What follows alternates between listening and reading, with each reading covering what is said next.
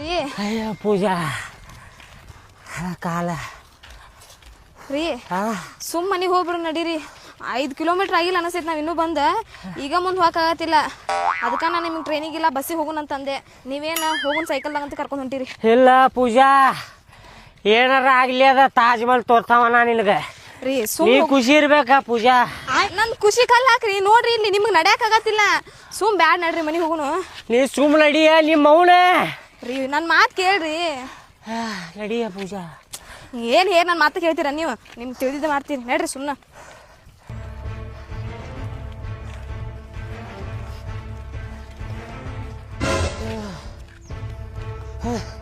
ಪೂಜಾ ಹಾಂ ರೀ ನೀರಿನ ಟ್ಯಾಂಕಿ ನೀರು ಕುಡಿತೇನೆ ತಡಿ ನಾ ಗಂಟ್ಲ ಒಳಗಾತೈತೆ ನನಗೆ ಸಾಕಾತ ಅಪ್ಪ ನೀರೇ ಇಲ್ಲಲ್ಲ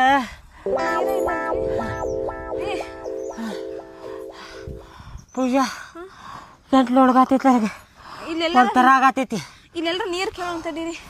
ತೇಕತ್ತೈತೆ ಸಮಾಧಾನ ಮಾಡ್ಕೊರಿ ಪೂಜಾ ಏನಾಗತೈತ್ರಿ ನಿಮ್ಗೆ ಪೂಜಾ ಏನಾಗತೈತ್ರಿ ರೀ ಏನಾಗತೈತ್ರಿ ನಿಮ್ಗೆ ಪೂಜಾ ರೀ ರೀ